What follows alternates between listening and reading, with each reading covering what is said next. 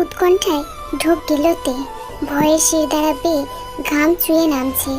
নৃশংস ঘটনার পরিকল্পনা শুনে মনের ভিতর চাঙ্কুককে নিয়ে ভয় ঘিরে ধরল। চোখ তুলে টানে তাকালো সে। সাথে সাথে চাঙ্কুকের কবজিটা 5 আঙুলে খাবলে ধরল তে। বাইরে থেকে এখনো কণ্ঠস্বর শোনা যাচ্ছে, কিন্তু কথাগুলো ভাষা ভাষা, পুরোপুরি স্পষ্ট না। ওই কণ্ঠটা বারবার কাউকে চাচা ডাকছে। মনে হচ্ছে চাচা ডাকা লোকটার কাছে সাফাই দিচ্ছে সে। তে এবার পুরোপুরি নিশ্চিত চাঙ্কুকের আহত হওয়ার পিছনে এই দলের কারসাজি আছে। প্রথমে খুরের কথা শুনেছে তে, আর চাঙ্কুকের পিঠের ওই রকম নিশানা পেয়েছে সে। তে চুপ করে পুরো ছকটা ঠান্ডা মাথায় মেলাতে লাগলো। চাঙ্কুক গাড়ি নিয়ে এই গ্রামে প্রবেশ করেছে। প্রবেশ করতেই তার উপর কেউ হামলা করেছে। সেই হামলার মুখ্য উদ্দেশ্য ছিল তাকে জিন্দা মেরে ফেলা। জাঙ্কুকও ছেড়ে দেওয়ার পাত্র না। পাল্টা অ্যাকশন হয়তো সেও নিয়েছে, যার দরুন খুরের আঘাতটা তার পিঠ ছিঁড়ে দিয়েছে। এরপর ঘটনা অস্পষ্ট, যেটা এখন জাঙ্কুকের মুখ থেকে শুনতে ইচ্ছুক। নিজ বুদ্ধিতে প্রত্যেকটা ঘটনা খাপে খাপে মিলিয়ে ফেলতে এরপর গভীর করে নিঃশ্বাস নিয়ে হাত দুটো মাথায় ওঠালো। লম্বা কেশগুলো 2 হাতের দক্ষ কায়দায় খোঁপা বানিয়ে চাঙ্কুকের দিকে তাকালো সে। চাঙ্কুক এখন দরজার দিকে তীক্ষ্ণ দৃষ্টিতে তাকিয়ে আছে। সেও দরজার দিকে তাকালো। চাঙ্কুক যে বেঁচে আছে সেটা নিশ্চয়ই ওই লোকগুলো জানে না। জানলে ব্যাপারটা ভালো হবে না। কিন্তু তাদেরই গোয়াল ঘরের সামনে দাঁড়িয়ে এই বাড়ির নাচ জামাইকে মারার প্ল্যান। এত বড় দুঃসাহস কিভাবে হলো জানা নেই, কিন্তু চাচা ডাকা লোকটাকে চেনার আগ্রহ মনের মধ্যে ঝড় তুলেছিল। তে চৌকি থেকে পা দুটো নিচে ফেললো। দৃষ্টিভঙ্গ হলো চাঙ্কুকের। সে তৎক্ষণাৎ চোখ ঘুরিয়ে তের দিকে তাকালো। ভুরু কুচকে ফিসফিসিয়ে বলল।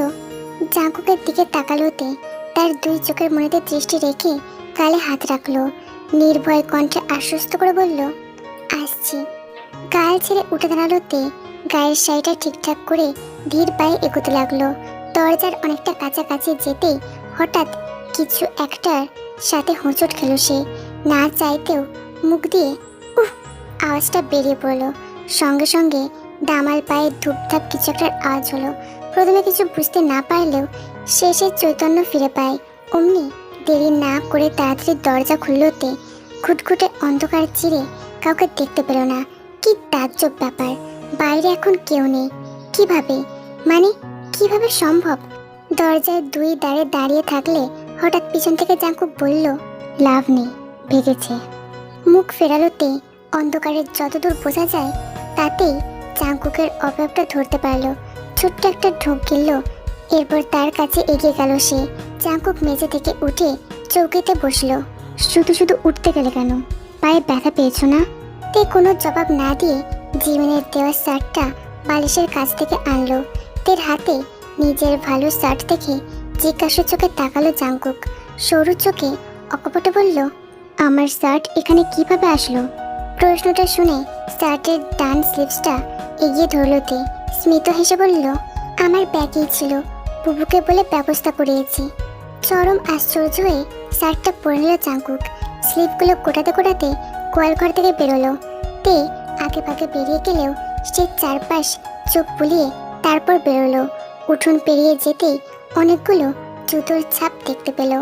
অন্ধকারে কাদা মাটিতে খোদাই হয়ে আছে। গংলো হয়তো বুঝতে পারেনি গোয়ালঘরে তে আছে, এজন্য দলবল নিয়ে রাতের আধারে একটুখানি ডু মারতে এসেছিল। কিন্তু বেখাপ্পা কায়দায় ফেঁসে যাওয়ার আগে সটকে পড়েছে। 3টি সিঁড়ির ধাপে পা ফেলতেই চাঙ্কুক একটু ভদ্রস্থ ভাব ধারণ করলো। মুখের উপর থেকে ক্লান্তির ছাপ উড়িয়ে গাম্ভীর্যতার মুখোশ বসালো। সিঁড়ি ডিঙিয়ে সেই পুরনো স্মৃতিকে সতেজ করে মোল্লা বাড়িতে ঢুকলো চাঙ্কুক। আজ এই বাড়িতে তার জুৎসই অধিকার আছে। তার চিরসঙ্গিনী, তার একমাত্র স্ত্রী, এই বাড়ির এক টুকরো প্রাণ। ঢুকতে ঢুকতে সেদিনকার স্মৃতিগুলো মনে করতে লাগলো চাঙ্কুক। তার মায়ের টানাটানিতে ফেঁসে এই বাড়িতে বেড়াতে এসেছিল সে, অথচ ভাগ্যের নির্মম খেলা। আজ এই বাড়ি, এই পরিবেশ তার একটু অপরিচিত নয়। তার জীবনকে পাল্টে দিয়ে সমস্ত গোলক ধাঁধা এখানেই জট খুলতে বসে আছে। জীবন কত রহস্যময়, পৃথিবী কেমন কোহেলি নিকাবে ঢেকে আছে, ভাবতেও নিজের কাছে অদ্ভুত লাগে। প্রবেশ করেই মুখোমুখি হলো চঞ্জনের সাথে, এরপর বড় বউ, অবশেষে রোজের সাথে। তিনজনেই প্রফুল্ল চিত্তে গ্রহণ করলো জাংকুককে। জাংকুকের গভীর দৃষ্টি বড় বউয়ের অন্যমনস্ক ভাবটা আড়াল করতে পারল না। চঞ্জনের ব্যাপারটাও কিঞ্চিত উদ্ঘটে লাগলো। সবার সাথেই সহজ আচরণ এবং পিঠের ব্যথাকে অগ্রাহ্য করে তে রুমে ঢুকলো। রুম খালি, তে নেই। সিলিংয়ে ফ্যান চলছে, এনার্জি বাল্বের সাদা আলোয় চতুর্দিক পরিচ্ছন্ন লাগছে। কোমর থেকে বেল্ট খুলে বিছানায় রাখলো, একটা পা বিছানায় তুলে মোজার কাছ থেকে পিস্তলটা বের করলো। প্যান্টের পকেট থেকে সদ্য কেনা নতুন সিম ও ফোন বের করে বিছানায় বসলো জাংকুক। একটু পরে দরজা দিয়ে প্রবেশ করলো তে, হাতে প্লেটের উপর প্লেট থেকে জাংকুকের কাছে এসে বসলো। গোল প্লেটটা সরিয়ে ফেলতে এক প্লেট খাবার দেখা গেল। গরম ভাতগুলো যেন এই মাত্রই চুলা থেকে নেমেছে। এক পাশে দেখা যাচ্ছে 4টে গোল গোল ডালের বড়া, একটু লালচে রঙের শুটকির ভর্তা, এক পিস সর্ষে মাখানো ইলিশ। প্লেটের দিকে তাকিয়ে মিটিমিটি হাসলো জাংকুক। তের দিকে চোখ তুলে বলল, খাবারগুলো মিস করতাম। ওখানে যদিও পোলাও কোরমা দিত, বাড়ির খাওয়ার মতো স্বাদ পেতাম না। লাল লাল শুটকি ভর্তায় গরম ভাত মাখাতে হাত জ্বলছিল, তবুও ফু দিতে দিতে ফ্যানের বাতাসে এক লোকমা মাখলো তে। জাংকুকের ঠোঁটের কাছে ধরতেই প্রথম প্রশ্নটা করল, খাওয়ার সময় মিথ্যা বলতে নেই, এখন বলুন কি হয়েছিল? পিঠে খুঁড়ের আঘাত কিভাবে লাগলো? মুখে খাবার নিয়ে চিবোতে লাগলো জাংকুক। চোখ নিচু করে বলল, ওই লোকটার কথা শুনেও মুভির ক্লাইম্যাক্স বোঝনি? মানে? খুব স্বাভাবিক ভঙ্গিতে খাবার চিবাচ্ছিল জাংকুক। খাবারটা গেলে এবার সোজাসুজি তের দিকে তাকালো, গম্ভীর চাহনিতে চোয়াল শক্ত করে বলল, গতকাল এসেছি, আজ নয়। কথাটার মানে বুঝতে পারছো? হঠাৎ ভাতের উপর আঙুলগুলো থেমে গেল। হতভম্ব দৃষ্টিতে জাংকুকের দিকে তাকালোতে উদ্বিগ্ন কণ্ঠে টেনে টেনে বলল, মানে কি? আরো গম্ভীর হলো জাংকুক। যদি ওই কথাগুলো শুনে থাকে তাহলে এরকম বেকুবের মতো মানে করতো না। তার মানে ঠিক কিছুই বোঝেনি। জাংকুক বুক ভর্তি নিঃশ্বাস ছেড়ে ঘটনা বলতে শুরু করলো। এখানে গতকাল সন্ধ্যায় পৌঁছেছি, আজ পৌঁছায়নি। সঙ্গে আমার ডিপার্টমেন্টের গাড়ি ছিল। মিনহু পার্সোনালি ছুটি চেয়েছিল, এই জন্য অন্য একজনকে সঙ্গে এনেছিলাম। তোমাদের বাজারের কাছ থেকে কেউ আমাদের ফলো করছিল, নো ডাউট। আমি তাদের চিনি না। আমার টার্গেট ছিল গাড়িটা বাজারেই থামিয়ে সেখান থেকে নেমে এরপর গ্রামের দৃশ্য দেখতে দেখতে হেঁটেই বাড়ি পৌঁছাবো। চান্সটা আর পাইনি। পিছন থেকে 4টে বাইক কোনো কারণ ছাড়াই পিছন লেগে পড়লো। তোমাদের ওই বাজারের শর্টকাট রাস্তাটা চেনো তাই না? ওখানে সন্ধ্যা নামলে অটোমেটিক নির্জন হয়ে যায়, মানুষ থাকে না। ওখানে গাড়ি আসতেই পিছনের গ্লাসটা এক মুহূর্ত ভেবেছিলাম ডাইরেক্ট শ্যুট করব, পরে গ্রাম্য এলাকা ভেবে থেমে গেলাম। তবে আমার সাথে যে ড্রাইভার ছিল সে থামেনি। এক হাতে স্টিয়ারিং ধরে অমনি রিভলভার বের করলো। আমি ওকে গুলি চালাতে নিষেধ করলাম। ততক্ষণে আমার ডানে বামে হকি স্টিক মেরে কাঁচগুলো কুড়িয়ে শেষ। বাইকাররা একদমই থামছিল না। শেষে ড্রাইভার জানলার কাছে ইচ্ছে করেই বাড়ি মারলো। কন্ট্রোল হারিয়ে গাড়িটা রাস্তায় ছেড়ে জমিতে নামলো। সাথে সাথেই ওখানে ঘিরে ধরলো ওরা। সংখ্যায় 8 জন ছিল। ওই 8 জনকেই পিঠে জখম করেছিলাম, কিন্তু ড্রাইভার টোটালি সেন্সলেস পর্যায়ে। ডান কান থেকে মারাত্মক ব্লিডিং হচ্ছিল তার। এমার্জেন্সিতে হসপিটালে পাঠানোর ব্যবস্থা করব। তার আগে পিছন থেকে কে যেন ধারালো কিছু ঢুকিয়ে দিল। ওই শালার টার্গেট ছিল খুর দিয়ে বুকের বাঁ পাশটা এফোর করবে। শালা পারেনি। খুর দিয়ে মোচড় মারার আগে ওকে সাইড করলাম। ঘুষটা দিতেই দেখি 12 জনের মতো ছুটে আসছে, সবগুলোর হাতে অস্ত্র। ড্রাইভারকে ততক্ষণে সেফ জোনে সরিয়ে ধাক্কা মারলাম, ও সরে গেল। একজনের হাতে পেট্রোলের অস্তিত্ব দেখে ওদের বাকিটা প্ল্যান আন্দাজ করে ফেললাম। আমারও ব্লিডিং হচ্ছিল। খুরটা বের করার পর তেমন সেলফ ডিফেন্সের এনার্জি ছিল না। পিস্তল ছিল গাড়িতে, যার জন্য এনকাউন্টার করতে পারিনি। অবশ্য ওদের চোখে আমি মরে গিয়েছি। ওরা আমাকে খুর দিয়ে জখম করে আগুনে পুড়িয়ে মেরেছে, জাস্ট এটাই জানে। একদমে কথাগুলো বলল জাঙ্কুক। ভয় ডর ছাড়াই দ্বিতীয় লোকমার জন্য ভাতের দিকে ইশারা করলো। তে নিজের চোখে তো ভাব কাটাতে পারল না। ফ্যাল ফ্যাল করে তাকিয়ে থাকতেই ভীতু চাউনিতে প্রশ্ন করলো, আর কোথাও ব্যথা পাননি? জাঙ্কুক সহজ ভঙ্গিতে উত্তর দিল, না পাইনি। প্লিজ বসে থেকো না, খাইয়ে দাও। হতবম্ব ভাব কাটিয়ে ফের ভাত মাখলোতে লকমা পাকাতেই প্রশ্ন করলো, রাতে কোথায় ছিলেন? আর ওই ড্রাইভারের কি হলো? প্রশ্নটা করেই মুখে লোকমা তুলে দিল তে। পেটের খিদে জোরে জোরে খাবার চিবোতে লাগলো জাঙ্কুক। প্রশ্ন শুনে ধাতস্থ হয়ে এক চুমুক জল খেয়ে বলল, আগে তো তার ব্লিডিংটা বন্ধ করলাম, আধ ঘন্টার ভিতরে সেন্স ফিরল তার। কিন্তু বেচারা উইক ছিল, ওকে পাঠিয়ে দিয়ে সেই বোগম মার্কার রিসর্টটায় চলে গেলাম। প্রচন্ড ক্ষেপলতে আগুন চোখে বলল, বোগম মার্কা মানে কি? জাঙ্কুক খোঁচাটা মেরে হাসতে হাসতে বলল, তোমার ওই বোগম ভাইয়ের জন্য মালিক আমাকে স্টিল ভয় পায়। আমি ওখানে যেতেই পারে না মাথায় তুলে নাচতে। হাই ব্যাটার কি ভয়? জাঙ্কুকের ঈষৎ খোঁচায় রুষ্ট হলোতে ক্রুদ্ধ করায় উত্তর দিল, আপনি ওই বোগমের কথা আমাদের মাঝখানে তুলবেন না। আপনি জানেন ওই ঘটনাগুলো আমার জন্য মোটেও ভালো ছিল না। কোনো মেয়ের জন্যই ওই স্মৃতিগুলো ভয়ঙ্কর ছাড়া আর কিছুই নয়। আপনি কাজটা ইচ্ছে করে করলেন, তাই না? বাকি কথাটা বলতে গিয়েও জাঙ্কুক চুপ রইল। খাবারটা শান্তভাবে খেয়ে নিয়ে কলপার থেকে হাত মুখ ধুয়ে এলো। ওষুধ খেয়ে একটু নিস্তার অনুভব করলো জাঙ্কুক। আনন্দের ব্যাপারটা হলো গংলো আজ বাড়ি নেই, ওই সাধু বুড়ো আজও ফেরেনি। তাহলে দ্বিতীয় টোপটা কি আজই ফেলবে? ফেলা যায়, বেশ মোক্ষম সুযোগ। কাজটা করার আগে তের রুমে আসলো জাঙ্কুক। দরজায় ডান বাহু ঠেকিয়ে প্যান্টের পকেটে হাত গুছলো। ভিতরে তাকে শান্ত করে বলল, তে। মোটা উপন্যাসের ভিতর অভিমানী মুখটা লুকিয়ে রেখেছে। তার ডাকে একবারও চোখ তুলে তাকালো না সে। উল্টে না শোনার ভান করে চুপ রইল। খুব অদ্ভুত হাসি দিয়ে ভনিতা ছাড়াই জাঙ্কুক গলা খাকারিতে বলল, 16 নাম্বার শাড়ি, নো সাজগোজ, পাক্কা 20 মিনিট সময় দিলাম। গম্ভীরতা বজায় রেখে পা ঘোরালো জাঙ্কুক। জিমিন আর রোজের রুমটা অতিক্রম করতে করতে সিঁড়ি দিয়ে নামলো। এবার সে দ্বিতীয় কাজটায় হাত দেবে। পকেটে হাত গুঁজে আনমোনা ভঙ্গিতে হাঁটতে হাঁটতে সবুজ পর্দার সামনে আসলো। দরজাটা খোলা বলে লম্বা লম্বা পর্দাগুলো মেঝে ছুঁয়ে ঝুলছে।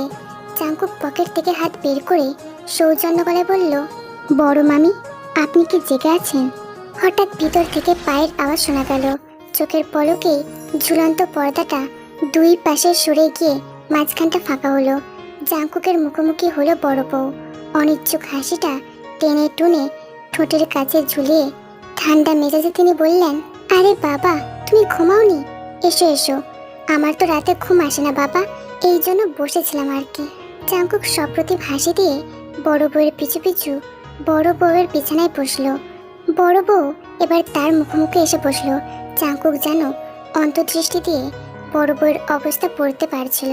কোনো ভূমিকা না করেই মোদ্দা কথায় ফিরল জাঙ্কুক। নিজের সহজাত গাম্ভীর্য আচরণ ধারণ করে বলল, এই বাড়ির হর্তাকর্তা কংলো নানা হলেও আপনার সাথে জরুরি কিছু কথা ছিল। কথাগুলো আপনাকেই বলবো বলে ঠিক করেছি। আমার বন্ধু সুগা আপনার বড় মেয়ে জিমিনকে পছন্দ করে। তাদের মধ্যে মনের দিক দিয়ে সুসম্পর্ক থাকলেও সেটা পারিবারিকভাবে এগোয়নি। আমি আমার বন্ধুর কোনো সাফাই দিচ্ছি না, তবে সুগার জন্য আপনার বড় মেয়ে জিমিন একটা যোগ্য স্ত্রী হবে। আমার মা খুব অসুস্থ, আর সুগার মা নেই। ওর পারিবারিক গার্ডিয়ান হিসেবে ওর বাবা থাকলেও বর্তমানে তিনি ব্যবসায়িক কাজে বিদেশে থাকেন। সুগা আমাকে ওর বন্ধু ভাবে না, এমনকি ওকেও আমি বন্ধুর নজরে দেখি না। অবুঝ বয়স থেকেই সুগার সাথে বড় হয়েছি মামি। ওর পরিবারে কেউ ওর যথার্থ মূল্যায়নের জন্য ছিল না। আমাদের বাড়িতেই বলতে গেলে মানুষ হয়েছে। ওর পৃথিবীতে আত্মীয় বলতেও সবসময় আমাকেই পরিচয় দেয়। আজ এই পরিচয়কে সঙ্গে করে আপনার কাছে হাজির হয়েছি। আমার ভাইটাকে আপনি সুখী করে দিন মামি। ওর জীবনে একটা মানুষের দরকার যে ওকে দেখভাল করবে। আমি জীবনের চেয়ে অমন যোগ্য মেয়ে আর কোথাও পাবো না। এই বাড়ির মেয়ে হিসেবে যখন থেকে আমি বিয়ে করেছি সেদিনই বুঝে গিয়েছি ওদের সম্পর্কটা পারিবারিক করা উচিত। সুগার মধ্যে কোনো খুঁত নেই মামি, একটু জেদ আছে, এছাড়া আর কোনো দোষ খুঁজে পাবেন না। বড় বউ হঠাৎ থমকে গেল। তিনি চোখ নিচু করে গভীর মনে কিছু একটা চিন্তা করেছেন। জাংকুক সেটাও ধরতে পারল। বড় বউ এখন ভাবছে কংইও এই বিয়েতে মত দেবে না। জাংকুকের আসল পেশা সম্পর্কে যেহেতু জেনেই গেছে, তাহলে জিমিনের কপালে দুর্গতি জুটতে পারে। আবার জিমিনকে যদি অন্য কারোর কাছে বিয়ে দেয়, সেক্ষেত্রে পাত্র হয়তো মনের মতো জুটবে না। সুকা এক কথায় সব দিক দিয়েই নিখুঁত। সুকার মতো ছেলেকে পেলে যে কোনো অভিভাবক চোখ বন্ধ করে পাত্রে তুলে দেবেন। তার চেয়ে বড় ব্যাপার, পুরো বিষয়টার দেখাশোনা জাংকুক করবে। তিনি জাংকুকের উপর প্রচণ্ড ভরসা করেন। জাংকুকের মধ্যে উগ্রবাদী স্বভাব নেই। সুসংগত ব্যক্তিত্ব সব সময় ওর আচরণে প্রকাশ পায়। সুশীল ব্যক্তিত্ব যে কারোর মন ও মস্তিষ্ক আকৃষ্ট করতে বাধ্য। বড় বউ খুব আস্তে নত চোখ দুটো তুলল। গুরুত্বপূর্ণ সিদ্ধান্তটা নিতে আজ তার বুক কাঁপছে। এমন সিদ্ধান্ত নেওয়ার দুঃসাহস তার কখনোই ছিল না। যদি শ্বশুর এই ব্যাপার জানতে পারে তখন কি হবে? কি বিপত্তি ঘটতে পারে? ভয় কাটছে না, কোনোভাবেই কাটছে না। পিঠের ব্যথাটা কমেছে। ঔষধের পাওয়ার হাই ছিল বলেই কাজ করেছে। এখন পা হাত নির্বিঘ্নে নাড়াতে পারছে। পিঠের চোটটা সারতে কয়দিন লাগবে কে জানে। এসব চোটকে অবশ্য পরোয়া করে না জাংকুক। খুর, চাকু, বুলেট তিনটের মধ্যেই নানান অপারেশন করতে গিয়ে খেয়েছে। তবে খুরের অভিজ্ঞতা আজ নতুন করে একটু আধটু ভুগেছে সে। গায়ের নেভি শার্টটা কিভাবে তের কাছে এলো উত্তর পায়নি। সম্ভবত তে এটাকে চুরি করেছিল। রিসর্টের রাতে তে সেদিন ওর এই শার্টটাই পরতে চেয়েছিল। সেদিনের ঘটনাটা মনে পড়তেই হেসে ফেলল জাংকুক। আজ সে ইচ্ছে করে তে রুমে যায়নি। তার সেই রুমটায় এসে শুয়েছে যেখানে সে প্রথমবার এসে থেকেছিল। রুমটার জানলা বেশ বড়। খোলা জানলা দিয়ে মিষ্টি গন্ধের ঠান্ডা বাতাস বয়ে আসছে, যেন প্রাণ মন জোড়ানোর ঠান্ডা বাতাস। বাতাসটা আরেকটু গায়ে মাখার জন্য শার্টের টপ বোতাম দুটো খুলে ফেলল। লোডশেডিংয়ের যন্ত্রণা থেকে পরিত্রাণ দেওয়ার জন্য এমন ঠান্ডা বাতাসই যথেষ্ট। কারেন্ট না থাকার জন্য রুমে এখন হারিকেন জ্বলছে। পাতিলটা বেশ বাড়িয়ে দিয়েছে রোজ। রুমটা হলদেটে আবার ছেয়ে আছে। কারেন্টের আশা আপাতত নেই। এ নিয়ে অবশ্য আফসোস হচ্ছে না। হঠাৎ মৃদু মৃদু শব্দ এসে দরজার কাছে থামলো। জাংকুক মুচকি হাসি দিয়ে দরজার দিকে তাকালো। সে দরজাটা ইচ্ছে করেই আটকে শোয়নি। কাঠের দরজাটা খটখট শব্দ তুলে খুলে যেতে লাগলো। জাংকুকের চোখ উন্মুখ হয়ে আছে দেখার জন্য। বিদ্যুতের মুখটা অবশ্য দেখার মতোই হবে। ব্যাপারটাই বেশ মজা পেতেই হঠাৎ মুখের হাসি খসে পড়ল। জাংকুক অবাক। পুরো দরজা খুলে যেতেই এক জোড়া পা প্রবেশ করলো। হারিকেনের হলদেটে আলোয় রহস্যময় লাগছে।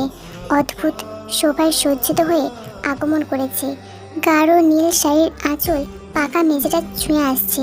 শোয়া থেকে উঠে বসলো জাংকুক। অবাক নয়নে ট্যাপ ট্যাপ করে আপাত মস্তক চোখ পেলালো। মাথার মাঝখানে সিঁথি ফাঁকা, চোখে কালো কাজলের মায়াজাল।